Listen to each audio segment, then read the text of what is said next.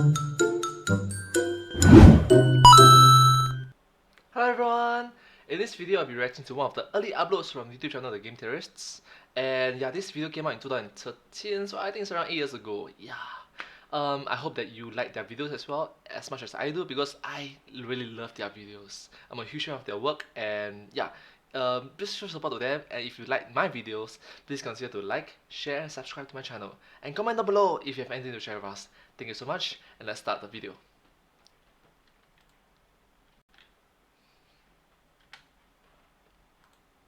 He's gonna take you back to the past. I'm gonna take him to the psychiatric ward. Wow! Wow! Dun dun dun dun.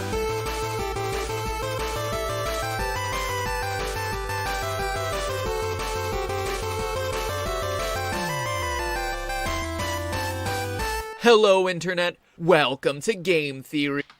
Hello! Where our favorite F word is funambulism, which means tightrope walking. Duh. I'm also a Already I didn't know that. fan of the words slangwanger, widdershins, and collywobbles, but now we're just indulging ourselves and turning into morosophes, so I'll stop my digressing. What? Today, we're talking about the angry video game nerd, the internet's most famous gamer. Angriest gamer? Before him. Now you're just messing with me. Nope, that's the happy video game nerd. Ah, there it is. The original angry gamer. Wait, you can't defeat this guy. Yep, this is the king. And this is PewDiePie, the king. Angriest gamer? Before him. Now you're just messing with me. Nope, that's the happy video game nerd. Ah, there it is. The original angry gamer. His face out.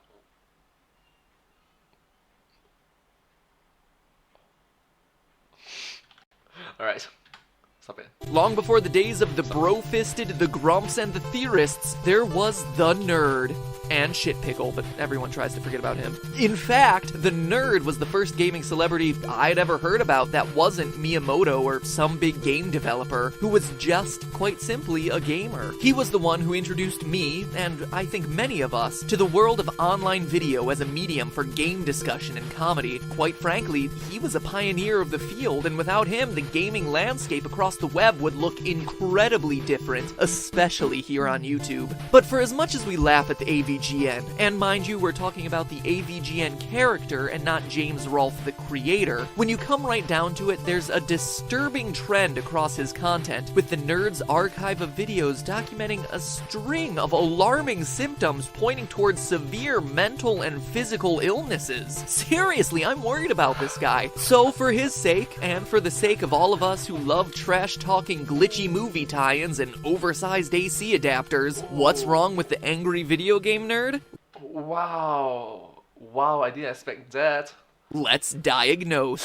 First, his namesake, the anger. Well, yes, anger is a natural emotion in everyone, and yes, broken, poorly programmed, and excessively difficult games can make anyone rage. His reactions are, well, a bit more extreme, rivaled only by this Russian kid. Yikes. And while everyone might shout out the occasional darn or shucks while working their way through a particularly Connie Pan, truly we have hit a new low. Connie Pan. challenging level, his feelings are a bit more colorful. Now you're playing with f***ing shit. You're better off f***ing shit than f***ing with this stuff. This shit. You don't know shit about how f***ing shitty this f***ing shit is.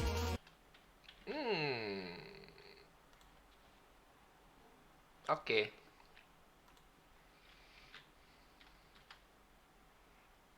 What? You can't expect me to actually air that stuff, can you? I mean, come on now. This is a family-friendly show after all. Hey, that was from a different, more confused time, okay? Past attempts at click...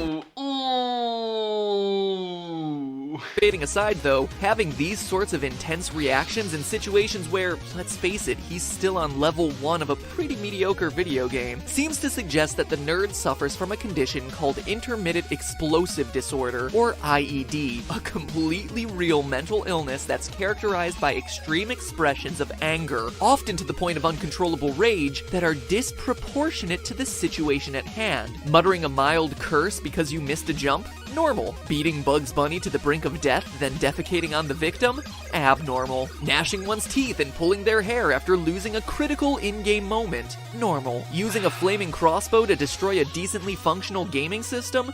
Abnormal. The Diagnostic and Statistical Manual of Mental Disorders, better known as the DSM-5, is the Bible of abnormal psychology. According to this, There's a 5th edition. That means this Bible have like the first four edition is not as good as the 5th edition of the Bible. Okay. document, to be properly diagnosed with the disorder, you need to meet 3 criteria. The first is that the anger needs to result in damage to either a person or property. Yeah. The second is that the explosive behavior needs to be disproportionate to the inciting action, i.e. big reactions to small events. And while yes, I agree that the Jaguar was a lackluster system, the normal response would not be to pull down one's pants and relieve oneself upon it. So, definitely a big checkmark there, but it's the third that gives us a challenge. You see, this one requires that the behavior cannot be accounted for by another condition, and in this case, I think there might be an even better explanation for his erratic behavior. I'm so glad that I've eaten before watching this video. Oh my gosh. I'm so glad that I've eaten my meal before watching this video. If not, I would not have the appetite to eat this.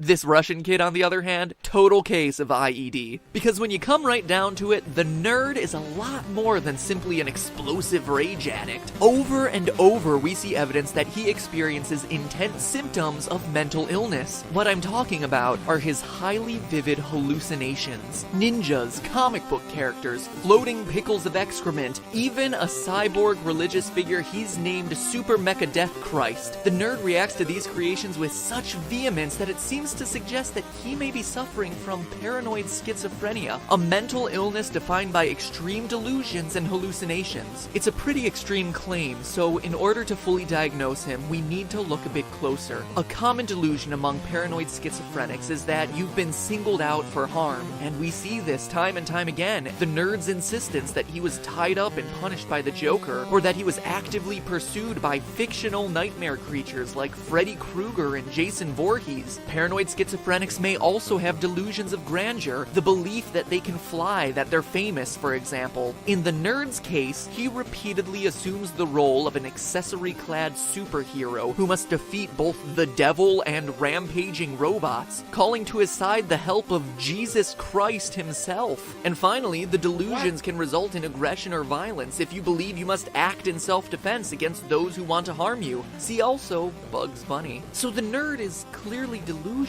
but there's more. Paranoid schizophrenia also comes in a bundle pack with auditory hallucinations. The person suffering from the illness hears unpleasant voices that are cruel, making ongoing criticisms of what they're thinking or doing. Throughout the nerd's videos, no example is better than the glitch gremlin, a creature who harasses the nerd mercilessly throughout his play session. Other symptoms of paranoid schizophrenia include extreme anger and bursts of intense violence, and we already know that the nerd has those. In short, taking years worth of nerd videos into consideration, the diagnosis is clear. What we've been laughing at hasn't been a stereotyped caricature of the gaming nerd persona. No. What we've been laughing at for millions upon millions of hours is a mentally disturbed gamer clearly in need of psychiatric consultation. Dear theorists watching this video, indulge me a moment while I reach out directly to this man. This individual in an attempt to correct the years of neglect that we've shown him. Nerd, if you're watching this, and I hope to Super Mecha Death Christ that you are, there's more. Now, I had hoped to tell you this privately, and I hate to bring this up in a public forum, but your Twitter unfortunately remained silent to my requests, so this is the only option I have left. After observing the tapes, something else rather concerning came to my attention. What? something else more concerning than that? What?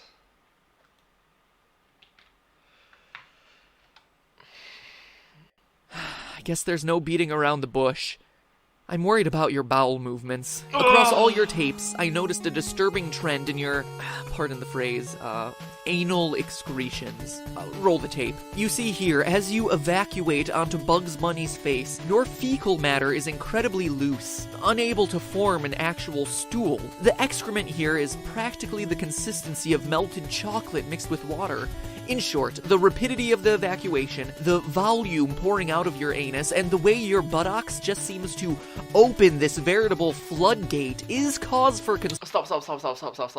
Oh, that's concern. But that's not all. If you look here, as you defecate onto this Jaguar CD, it appears as though you're actually experiencing the opposite problem. Your feces is thick and sticky. The look on your face seems to indicate that this is painful and difficult to pass, almost as though you're constipated. And examining the sample closer, or at least as close as the medium of online video will allow me to investigate, shows poor digestion of the contents of your stomach. Personally, these symptoms make me worried that you might be suffering from an inflammatory bowel disease, specifically Crohn's disease. But without getting to examine the buttock region in person, I can't 100% make that distinction. Just be careful, okay? The last thing you want is to develop an anal blockage, or worse, a fistulae, which are these tunnels connecting anal abscesses to infected block glands. It's sticky. Anyway, just watch your ass. Literally. In the end, both paranoid schizophrenia and irritable bowel syndrome are treatable, but you should get that treatment immediately, nerd. Or not. I mean, we've all been laughing at your physical and mental illnesses for the past 8 years, and it seems to have made you quite successful, so I guess you could keep going with it. But at the... Wait, 8 years? That means it's like more than a decade already. Nearly 2 decades, if you think about it. Because this video itself is already 8 years ago. very least, you now know what's going on, if you didn't already. So take that information and use it as you see fit. And out here in the Weboverse, just rest assured that one theorist is paying attention to you. But hey, it's just a theory. A game theory. Thanks for watching. Welcome back to the super amazing end card tournament. Alright, this is the part in which I'm anticipating for. I want to watch this. The rest of the videos, not that much for this particular episode. Ooh. Let's do this. The super amazing end card tournament. Oh, one more time. The super amazing end card tournament. That sounds so weird today. Where last week Mega Man 2 took the cake, followed closely by Mega Man 3. Thanks for not surprising me, guys. And Mega Man 8, come on, really? Really? Ugh, whatever. In honor of the nerd, today's question: what is the worst game ever? Ranging from Link's CDI adventures in E.T. for the Atari to Superman 64 and Big Rig Racing? There's so many to choose from, I can't leave it to click. So No. You said worst game ever, but the examples that you gave to me, I think it's like video games, maybe rock paper scissors, scissors paper stone, 剪刀石头布 junk and bun is all games, you know. leave a comment below to cast your vote for the worst game ever, and next episode we'll find out which one you thought was the #1 steaming turd. Nerd, nerd's the word. Nerd, nerd's the word. Nerd's the word. This video is quite disturbing.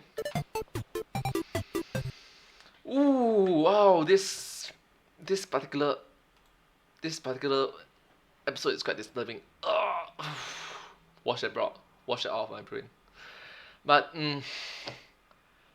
but hey, that's just a theory, a game theory. Thanks for watching.